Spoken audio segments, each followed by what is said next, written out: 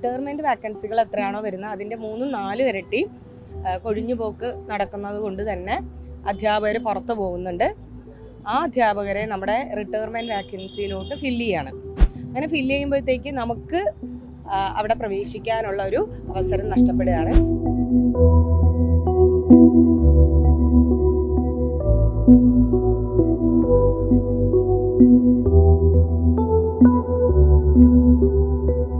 പ്രത്യേകിച്ച് കണ്ണൂരൊക്കെ ഒരു നിയമനമൊക്കെയാണ് നടന്നിരിക്കണേ. അപ്പോൾ ഇതൊക്കെ നമ്മൾ എന്ത് പറയാൻ പറ്റില്ല, ആ നിയമനം നടന്നില്ല എന്നും പറയാൻ പറ്റില്ല, നടന്നു എന്നും പറയാൻ പറ്റാത്തൊരു അവസ്ഥയിലോട്ട് പോകുകയാണ്. ഇപ്പം നമ്മൾ ഇത്രയും കഷ്ടപ്പെട്ട് ലിസ്റ്റിൽ വന്ന് പഠിച്ച് എത്ര വർഷങ്ങളുടെ എഫേർട്ടാണ് ഇതിൻ്റെ പുറകിൽ. പക്ഷേ എയ്ഡഡ് നിയമനങ്ങളൊന്നും ആലോചിച്ച് നോക്കൂ. മാനേജ്മെൻറ്റ് കോഴ വാങ്ങിച്ചിട്ടാണ് എന്ത് ചെയ്യുന്നത്, നിയമനങ്ങൾ കൊടുക്കുന്നത്. കുറേ കാലങ്ങളായിട്ട് PSCക്കകത്ത് നടക്കുന്ന അഴിമതികൾ പുറത്ത് വരുമ്പോൾ നമ്മളെയൊക്കെ ഞെട്ടിപ്പിക്കുകയും നമ്മൾ ഇനി എന്ത് വിശ്വസ്തയാണ് ഈ PSC എന്ന് പറയുന്ന ആ സ്ഥാപനത്തിൽ നമ്മൾ കാണിക്കേണ്ടത് ഒരു സുതാര്യമല്ലാത്തൊരു സംവിധാനമായി മാറിയിരിക്കുന്നു. ഇതൊക്കെ പൊളിച്ചെഴുതി സുതാര്യമാക്കേണ്ട കാലഘട്ടവും കഴിഞ്ഞിരിക്കുന്നു. നമസ്കാരം. All Kerala LPST rank holders വീണ്ടും സെക്രട്ടേറിയറ്റിന് മുൻപിലേക്ക് സമരവുമായി രംഗത്ത് വന്നിരിക്കുകയാണ്. ഇക്കഴിഞ്ഞ സർക്കാരിൻ്റെ കാലഘട്ടത്തിൽ ഉൾപ്പെടെ ഈ റാങ്ക് ഹോൾഡേഴ്സ് സമരവുമായി സെക്രട്ടേറിയറ്റിന് മുൻപിൽ ഉണ്ടായിരുന്നു. എന്നാൽ വീണ്ടും VD സതീശൻ സർക്കാർ വന്നതിന് ശേഷവും ആ ഉദ്യോഗാർത്ഥികൾ സമരം കടുപ്പിക്കുകയാണ്. അന്ന് ഉന്നയിച്ച ആവശ്യങ്ങൾ തന്നെയാണ് ഇപ്പോഴും ഉന്നയിക്കുന്നത്. നമ്മൾ വിചാരിച്ചത് VD സതീശൻ സർക്കാർ വന്നു കഴിഞ്ഞാൽ ഈ ഒരു വിഷയം പരിഹരിക്കപ്പെടും എന്നുള്ളതായിരുന്നു. എന്തായാലും കഴിഞ്ഞ സർക്കാരിൻ്റെ കാലത്ത് സമാനമായ ആവശ്യങ്ങൾ ഉന്നയിച്ചുകൊണ്ടുള്ള സമരം തന്നെയായിരുന്നു. ഇപ്പോഴും വീണ്ടും ഒരു സമരം ചെയ്യേണ്ട ഒരു ഗതികേട് അല്ലേ? ഉറപ്പായിട്ടും ഇങ്ങനെ വീണ്ടും ഒരു സമരത്തിലേക്ക് എത്തിപ്പെടുമെന്ന് പ്രതീക്ഷിച്ചില്ല. ഞങ്ങൾ പുതിയൊരു സർക്കാർ വന്ന സമയത്ത് വളരെ ആവേശത്തോടുകൂടെ ഇത് ഞങ്ങളുടെ ആവശ്യങ്ങൾ ഓൾറെഡി അവർ മനസ്സിലാക്കിയിട്ടുണ്ട്. കഴിഞ്ഞ സർക്കാരിൻ്റെ കാലത്ത് തന്നെ അന്ന് ഇന്നത്തെ ഭരണപക്ഷം പ്രതിപക്ഷമായിരുന്നു. അതിലുള്ള ഒരുപാട് വ്യക്തികൾ ഇതിനകത്ത് നമ്മളെ സപ്പോർട്ട് ചെയ്ത് നിന്നിട്ടുണ്ട്. പ്രത്യേകിച്ചും KC വേണുഗോപാൽ സാറ്, അതുപോലെ KPSTയുടെ അധ്യാപക സംഘടനയായിട്ടുള്ള KPSTയുടെ സ്റ്റേറ്റ് സെക്രട്ടറി അരവിന്ദ മാഷ്, അതുപോലെ അനൂപ് ജേക്കബ് സാറ് തുടങ്ങി ഒരുപാട് ആളുകൾ നമ്മുടെ സമരവേദിയിലെത്തുകയും നമ്മുടെ ആവശ്യങ്ങൾ ന്യായമാണെന്നും അതിനുവേണ്ടി ഇനി വരുന്ന സർക്കാർ തീർച്ചയായിട്ടും നമ്മളെ സപ്പോർട്ട് ചെയ്യുന്നുള്ള ഒരു വാഗ്ദാനങ്ങളൊക്കെ ഉണ്ടായിരുന്നു. സർക്കാർ അധികാരം ഏറ്റ ആ ദിവസം മുതൽ കഴിഞ്ഞ ദിവസം വരെ ഞങ്ങൾ ഈ നമ്മുടെ ആവശ്യങ്ങളുമായിട്ട് അല്ലെങ്കിൽ നമ്മുടെ പ്രശ്നങ്ങളും അതിനെ എന്തൊക്കെ പരിഹാരങ്ങളാണ് ചെയ്താലാണ് ഈ ഒരു പ്രശ്നം ഇല്ലാണ്ടാവുക, ഉദ്യോഗാർത്ഥികൾക്ക് ജോലി കിട്ടുക എന്നുള്ളൊരു കാര്യങ്ങളൊക്കെ ചൂണ്ടിക്കാണിച്ചുകൊണ്ട് എല്ലാ മിനിസ്റ്റേഴ്സിനും അതേപോലെ MLAമാരെയും CMനെയും ഒക്കെ കണ്ടിട്ടുണ്ട്. കാണുകയും നമ്മുടെ ആവശ്യങ്ങളൊക്കെ പറയുകയൊക്കെ ചെയ്തു.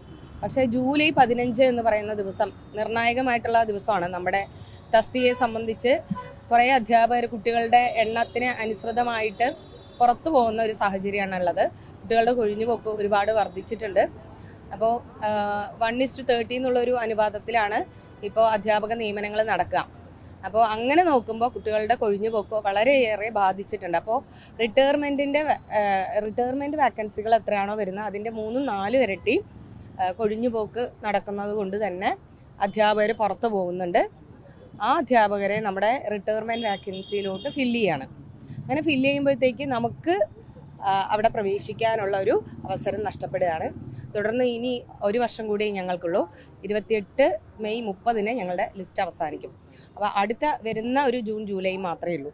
ഈ ജൂൺ ജൂലൈയിൽ പുറത്തു പോകുന്ന അധ്യാപകർ ഏറെ ഉണ്ട്.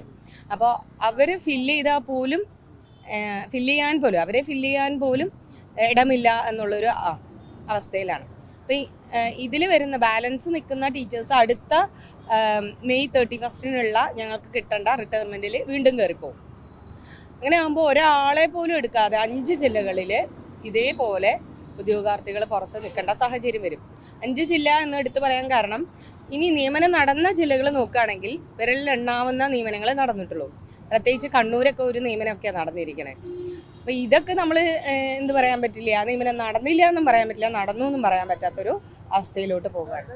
പിന്നെ കഴിഞ്ഞ സർക്കാരിൻ്റെ കാലഘട്ടത്തിൽ നിങ്ങളുടെ സമരം ചെയ്തിരുന്നു. ആ സമരത്തിലുണ്ടായിരുന്ന ഭൂരിപക്ഷം പേരും ഇപ്പോൾ സമരത്തിൽ തന്നെ. ഉറപ്പായിട്ടും കഴിഞ്ഞ സർക്കാരിൻ്റെ കാലത്തിൽ ഇപ്പോൾ 3 മാസം മുൻപ് 3 മാർച്ച് 4-നാണ് ഞങ്ങൾ സമരം സ്റ്റാർട്ട് ചെയ്തത്. അതും ഇതുപോലെ കുറേ ഇതിൻ്റെ പുറകെ നടന്ന് ഒന്നും ആവാത്ത സാഹചര്യത്തിലാണ് ഞങ്ങൾ സമരത്തിലോട്ട് പോയത്. കൃത്യമായിട്ട് നിലവിലുള്ള സർക്കാർ അല്ലെങ്കിൽ എഡ്യൂക്കേഷൻ ഡിപ്പാർട്ട്മെൻറ്റ് നമ്മുടെ വിഷയങ്ങൾ പഠിച്ചിട്ടില്ല എന്നൊരിക്കലും പറയാൻ പറ്റില്ല. അവർക്ക് കാര്യങ്ങൾ അറിയാം, പക്ഷേ അതിനകത്ത് ആക്ഷൻ എടുക്കേണ്ട സമയം എന്ന് പറയുന്നത് ഇതാണ്. അപ്പോൾ ഈ ഒരു ഞങ്ങൾ എക്സ്പെക്റ്റ് ചെയ്ത ഈ ഒരു ടൈമിനുള്ളിൽ ഞങ്ങൾക്ക് റിട്ടയർമെൻറ്റ് വേക്കൻസികൾ കിട്ടും, അതുപോലെ HM പ്രൊമോഷനായി പോകുമ്പം ആ വേക്കൻസികൾ കിട്ടുമെന്നൊക്കെയാണ് പ്രതീക്ഷിച്ചത്. പക്ഷെ ഞങ്ങൾ വിദ്യാഭ്യാസ വകുപ്പുമായി സമീപിക്കുന്ന സമയത്ത് അവർ പറയുന്നത് ഈ HM പ്രൊമോഷൻ്റെ ഒഴിവുകളിലേക്കൊക്കെ തസ്തിക നിർണയം നടത്തിയതിന് ശേഷം ആ അധ്യാപകരെ ആയിരിക്കും പുനർവിന്യസിക്കുക. അതിനുശേഷം ഒഴിവുണ്ടെങ്കിൽ നിങ്ങൾക്ക് തരാം. അതിനുശേഷം ഒഴിവില്ല എന്നുള്ളത് ഞങ്ങൾക്കറിയാം. ഞങ്ങൾക്ക് കൃത്യമായിട്ട് ഞങ്ങളുടെ കയ്യിൽ ഡാറ്റയുണ്ട്. ഞങ്ങൾ ഓരോ സ്കൂൾ ഇൻഡിവിജ്വലി സബ് ജില്ല തിരിച്ചും അതിൻ്റെ കൃത്യമായ ഡാറ്റ ഞങ്ങൾ എടുത്തു വെച്ചിട്ടുണ്ട്. ഏതൊക്കെ സ്കൂളിലാണ് ഡിവിഷൻ ഫോൾ വരിക എന്നതുവരെ. അപ്പം ഞങ്ങൾ ഇത്രയും കൃത്യമായി ഇതിനെക്കുറിച്ച് പഠിക്കണമെങ്കിൽ എന്തുകൊണ്ട് വിദ്യാഭ്യാസ വകുപ്പിനെ ഇത് കൃത്യമായിട്ട് പഠിച്ച് അനലൈസ് ചെയ്ത് അതിനൊരു പരിഹാരം നിർദ്ദേശിച്ചുകൂടാ? നമ്മൾ നിർദ്ദേശിക്കുന്ന ആദ്യത്തെ ഒരു പരിഹാരം എന്ന് പറയുന്നത് റേഷ്യോ കുറയ്ക്കുക എന്നുള്ളതാണ്. അതല്ലാതെ വേറൊരു മാർഗം ഇതിനകത്തില്ല. 1:30 എന്നുള്ളത് 1:25 ആക്കുക. അന്നേരം ഈ പുറത്തു പോകുന്ന അധ്യാപകരെയെങ്കിലും നമുക്ക് സംരക്ഷിച്ച് നിർത്താൻ പറ്റും. എല്ലാ സ്കൂളിലും ഈ റേഷ്യോ അപ്ലൈ ചെയ്തിട്ട് നമുക്ക് പുതിയ തസ്തിക കിട്ടണം എന്ന് ഞങ്ങൾ പറയുന്നില്ല.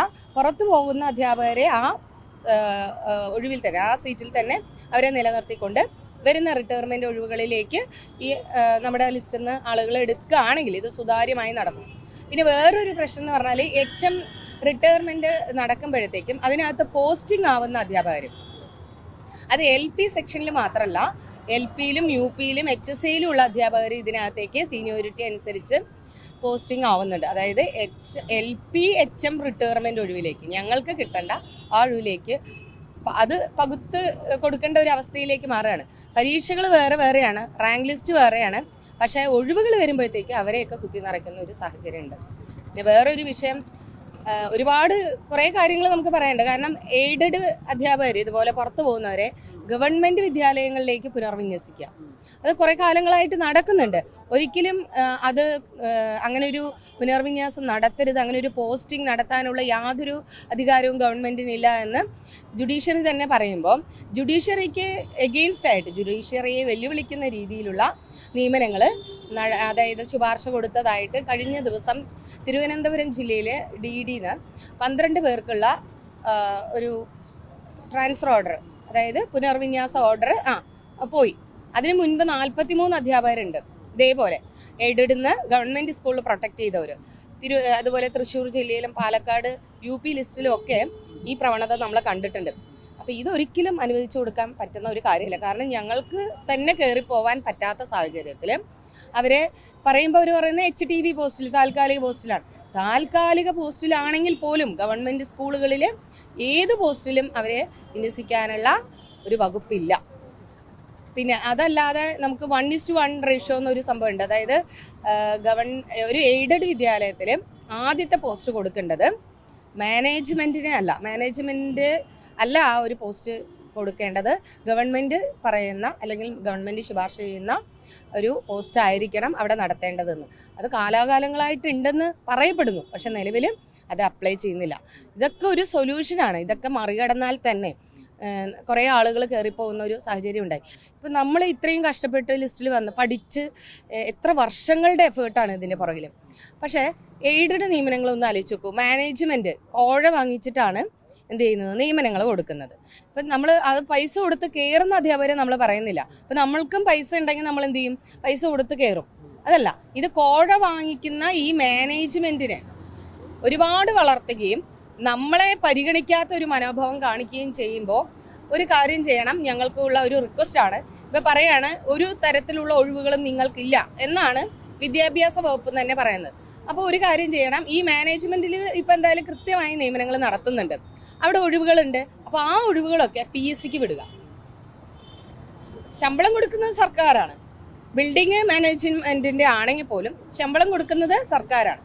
ഇനിയുള്ള നിയമനങ്ങളെങ്കിലും ഇങ്ങനെയുള്ള അവസ്ഥയിൽ PSCക്ക് വിടാനായിട്ടുള്ള ഒരു ആർജവം ഈ വിദ്യാഭ്യാസ വകുപ്പും സർക്കാരും കാണിക്കണമെന്നാണ് പറയാനുള്ളത്. ഈ വി ഡി സതീശൻ പ്രതിപക്ഷ നേതാവായിരിക്കുന്ന സമയത്ത് താങ്കൾ ഉൾപ്പെടെയുള്ള സംഘം ഈ ഒരു വിഷയത്തെക്കുറിച്ച്, നിങ്ങളുടെ വിഷയത്തെക്കുറിച്ച് കൃത്യമായി ബോധ്യപ്പെടുത്തിയിരുന്നു എന്നാണ് നമ്മൾ മനസ്സിലാക്കുന്നത്. അന്ന് എന്തായിരുന്നു അദ്ദേഹം പറഞ്ഞത്? അന്ന് നമ്മൾ ഒരു PSC ആസ്പിരൻ്റ് എന്നുള്ള രീതിയിൽ, PSC ഉദ്യോഗാർത്ഥികളുടെ പ്രതിനിധി എന്നുള്ള രീതിയിൽ അദ്ദേഹവുമായിട്ട് സംസാരിക്കാനുള്ള ഒരു അവസരം കിട്ടി. അന്നേരം ഈ PSC നടത്തുന്ന പരീക്ഷകൾ നടത്തുന്നുണ്ട്, നോട്ടിഫിക്കേഷൻ കൃത്യമായിട്ട് ഇടുന്നുണ്ടെങ്കിലും നിയമനം നടക്കുക എന്നുള്ളത് വലിയ ടാസ്ക്കാണ്. ഒരു ലിസ്റ്റിൽ ഉൾപ്പെട്ടാലും ജോലി കിട്ടുന്നില്ല. അപ്പോൾ അതിനകത്ത് ഇപ്പോൾ കുറേ അഴിമതികൾ പുറത്ത് വരുന്നുണ്ട് അല്ലേ. കുറേ കാലങ്ങളായിട്ട് PSCക്കകത്ത് നടക്കുന്ന അഴിമതികൾ പുറത്ത് വരുമ്പോൾ നമ്മളെയൊക്കെ ഞെട്ടിപ്പിക്കുകയും നമ്മൾ ഇനി എന്ത് വിശ്വസ്തയാണ് ഈ PSC എന്ന് പറയുന്ന ആ സ്ഥാപനത്തിൽ നമ്മൾ കാണിക്കേണ്ടത്? ഒരു സുതാര്യമല്ലാത്തൊരു സംവിധാനമായി മാറിയിരിക്കുന്നു. ഇതൊക്കെ പൊളിച്ചെഴുതി സുതാര്യമാക്കേണ്ട കാലഘട്ടവും കഴിഞ്ഞിരിക്കുന്നു. അപ്പോൾ ഇനിയെങ്കിലും സർക്കാർ അതിനകത്ത് കൃത്യമായിട്ട് ഒരു സുതാര്യതയിൽ പോകുന്ന രീതിയിലുള്ള ഒരു തീരുമാനങ്ങൾ, ഇനിയിപ്പോൾ അതിൻ്റെ എൻക്വയറി ആണെങ്കിൽ പോലും, ആ അഴിമതികൾക്ക് എഗെയിൻസ്റ്റ് ആയിട്ടുള്ള എൻക്വയറി ആണെങ്കിൽ പോലും കൃത്യമായി നടത്തി ഉദ്യോഗാർത്ഥികൾക്ക് വിശ്വാസ്യത ഉറപ്പുവരുത്തുന്ന രീതിയിലുള്ള നടപടി സ്വീകരിക്കണം എന്നാണ് പറയാനായിട്ടുള്ളത്. ഏകദേശം എത്ര ഉദ്യോഗാർത്ഥികൾ? ഞങ്ങളെ ലിസ്റ്റിൽ 11,000-ൽ കൂടുതൽ ഉദ്യോഗാർത്ഥികളുണ്ട്. മെയിൻ ലിസ്റ്റിൽ തന്നെ 6,147 പേരുണ്ട്. ജില്ലകളിലും ഇപ്പോൾ ലിസ്റ്റ് പണ്ട് ഉള്ള ലിസ്റ്റുകളിനെ അപേക്ഷിച്ച് നോക്കുമ്പോൾ അതിനെ 1/3 വെട്ടിക്കുറച്ചുകൊണ്ടാണ് നമ്മുടെ ഓരോ ജില്ലയിലും ലിസ്റ്റ് വന്നിരിക്കുന്നത്. അങ്ങനെ ലിസ്റ്റ് ഇട്ടിട്ട് പോലും അതിൽ 1ാം റാങ്കുകാരന് ജോലിയില്ല എന്ന് പറയുന്നത് വലിയൊരു വിഷമമുള്ള ഒരു കാര്യമാണ്. ഇതിനകത്ത് കൃത്യമായി സർക്കാർ ഈ വിഷയം പഠിക്കണം, അല്ലെങ്കിൽ ഈ പൊതുവിദ്യാഭ്യാസ വകുപ്പ് അത് കൃത്യമായിട്ട് പഠിച്ച് അത് എന്തൊക്കെ സൊല്യൂഷൻസ് ആണ് ചെയ്യാൻ പറ്റുക, അവരൊരു മാർഗ്ഗനിർദ്ദേശം മുന്നോട്ട് വയ്ക്കട്ടെ, അതിനനുസരിച്ചുള്ള നിയമനങ്ങൾ നടത്തട്ടെ. അതുപോലെ HMസിന് ക്ലാസ് ചാർജ് കൈകാര്യം ചെയ്യേണ്ടതായിട്ടുണ്ട് LP തലത്തിൽ. അപ്പോൾ HMന് ഒരുപാട് ജോലിഭാരമാണുള്ളത്. ഒന്ന് ക്ലാസ് കൈകാര്യം ചെയ്യുക, അത് അല്ലാതെ ആ സ്കൂളിൻ്റെ മേൽനോട്ടം, അധ്യാപകരുടെ മോണിറ്ററിങ്, അതുപോലെ തന്നെ ആ പഞ്ചായത്തിൽ സീനിയർ മോസ്റ്റ് ആയിട്ടുള്ള ഒരു HM ചെയ്യുന്നത് പഞ്ചായത്ത് ഇംപ്ലിമെൻ്റ് ഓഫീസർ എന്ന് പറയുന്ന ഒരു ചുമതല കൂടെ വഹിക്കുന്നുണ്ട്. പക്ഷെ അതിന് എന്തില്ല, തസ്തികയില്ല. അപ്പം ഇതിനകത്ത് ഈ ചെറിയ കുട്ടികളെ ക്ലാസ്സിൽ ശ്രദ്ധിച്ചില്ല എന്നുണ്ടെങ്കിൽ, അല്ലെങ്കിൽ കൃത്യമായിട്ട് അവർക്കൊരു പഠനം നമുക്ക് കൊടുക്കാൻ കഴിഞ്ഞില്ല എന്നുണ്ടെങ്കിൽ വിദ്യാഭ്യാസ മേഖലയിൽ എന്ത് മുന്നേറ്റം ഉണ്ടായി എന്ന് പറഞ്ഞിട്ട് ഒരു കാര്യമില്ല. എക്സാം എപ്പോഴായിരുന്നു? ഞങ്ങൾ 2024 പരീക്ഷ. റാങ്ക് ലിസ്റ്റ് 2025 മെയ് 31 വന്നു. 23 നോട്ടിഫിക്കേഷൻ വന്നു. ഓരോ വർഷങ്ങൾ ഗ്യാപ്പ് ഇട്ടിട്ടാണ്. അതായത് ഞങ്ങൾ ഒരു നോട്ടിഫിക്കേഷൻ ഇങ്ങനെ ഉറ്റുനോക്കുന്നു, അതിനായിട്ട് കുറച്ച് മുന്നേ തന്നെ നമ്മൾ പഠിച്ചു തുടങ്ങുന്നു. 23 നോട്ടിഫിക്കേഷൻ, 24 പരീക്ഷ, 25 റാങ്ക് ലിസ്റ്റ് വരുന്നു, 26 അതായത് ഇപ്പം ഞങ്ങൾ ഈ കാര്യത്തിന് വേണ്ടിയിട്ട് സ്പെൻഡ് ചെയ്യുന്ന ടൈം 4 വർഷമായി. ഇനി ഞങ്ങൾ 2 വർഷം കൂടെ വെയിറ്റ് ചെയ്യണം. അതായത് 28 മെയ് ആവുന്നത് വരെ ഇതിങ്ങനെ ഉറ്റുനോക്കിക്കൊണ്ടിരിക്കണം. ഇപ്പം കയറുവോ ഇല്ല, അങ്ങനെയുള്ളൊരു സാഹചര്യത്തിലേക്ക് കുറച്ച് മാസങ്ങൾ ഇനി അടുത്തൊരു ജൂൺ ജൂലൈ നോക്കിയാൽ മതി, വേറെ ഒന്നുമില്ല. ഓൾറെഡി നമുക്കറിയാം ഇതിനകത്ത് പുറത്തു പോകുന്ന അധ്യാപകർ വീണ്ടും പഴയ പോലെ വേറെ ഏതെങ്കിലുമൊക്കെ തസ്തികയിൽ നിർത്തിയിട്ട് ഇനി അടുത്ത് വരുന്ന റിട്ടയർമെൻറ്റ് വേക്കൻസിയിലോട്ട് അവരെ ഫില്ല് ചെയ്യും. എന്തായാലും ഉദ്യോഗാർത്ഥിയായ വലർമതിയാണ് നമ്മളോട് പ്രതികരിച്ചത്. അവർ പറഞ്ഞതുപോലെ അടുത്ത ജൂൺ ജൂലൈ ഒക്കെ ആകുമ്പോൾ റാങ്ക് ലിസ്റ്റിൻ്റെ കാലാവധി തീരാൻ പോവുകയാണ്. അതിനിടയിലെങ്കിലും സർക്കാർ ഉടനടി ഈ ഉദ്യോഗാർത്ഥികളുടെ പ്രശ്നങ്ങൾ പരിഹരിക്കേണ്ടതാണ്. ഇവർക്ക് ആവശ്യമായ തസ്തികയിലേക്കുള്ള നിയമനം നൽകേണ്ടതുണ്ട്. എന്തായാലും ഇവിടെ എടുത്ത് പറയേണ്ടത്, മുൻപുള്ള, അതായത് പിണറായി സർക്കാരിൻ്റെ കാലഘട്ടത്തിലാണ് ഇവർ സമരം നടത്തിയത്. ഈ സെക്രട്ടേറിയറ്റിന് മുൻപിൽ സമാനമായ രീതിയിൽ വി ഡി സതീശൻ സർക്കാർ അധികാരത്തിലേറിയതിന് ശേഷവും ഇത്തരത്തിൽ ഉദ്യോഗാർത്ഥികൾ, അതായത് PSC റാങ്ക് പട്ടികയിൽ വന്നിട്ടും ജോലി ലഭിക്കാത്ത ഉദ്യോഗാർത്ഥികൾ തെരുവിലേക്ക് ഇറങ്ങി സമരം ചെയ്യേണ്ട സാഹചര്യത്തിലേക്ക് എത്തിച്ചേർന്നിരിക്കുന്നു എന്നുള്ളതാണ് യാഥാർത്ഥ്യം. വരും ദിവസങ്ങളിൽ PSC ഉദ്യോഗാർത്ഥികളുടെ സമരം സർക്കാരിൻ്റെ മുഖച്ഛായയെ ഏത് രീതിയിൽ ബാധിക്കും എന്നുള്ളതും നോക്കിക്കാണേണ്ടതാണ്. അതുകൊണ്ട് തന്നെ ഈ ജനകീയ സർക്കാരിൻ്റെ മുഖം രക്ഷിക്കാൻ എങ്കിലും ഈ ഉദ്യോഗാർത്ഥികൾക്ക് നിയമനം നൽകേണ്ടത് അത്യാവശ്യം തന്നെയാണ്. അവരുടെ ജീവിത സാഹചര്യമെല്ലാം വെച്ച് നോക്കുമ്പോഴും, കാരണം ഇത്രയും വർഷം മുളഞ്ഞ് പഠിച്ച് റാങ്ക് ലിസ്റ്റിൽ വന്ന ഉദ്യോഗാർത്ഥികളാണ്. ഭൂരിപക്ഷവും സ്ത്രീകളാണ്, യുവാക്കളാണ്, അവരുടെ ജീവിതമാണ്. അതുകൊണ്ട് യുവാക്കളെ രക്ഷിക്കും എന്നൊക്കെയാണ് UDF ഭരണത്തിലേറുന്നതിന് മുൻപ് പറഞ്ഞിരുന്നത്. ആ ഒരു വാക്ക് ഉടൻ തന്നെ പാലിച്ചില്ല എങ്കിൽ ഈ സർക്കാരിനെ വലിയ രീതിയിൽ അത് ദോഷകരമായി ബാധിക്കുമെന്നുള്ള കാര്യത്തിൽ യാതൊരുവിധ സംശയവുമില്ല. ക്യാമറമാൻ ആഷിക്കിനൊപ്പം അമൽ രുദ്ര, മറുനാടൻ മലയാളി, തിരുവനന്തപുരം.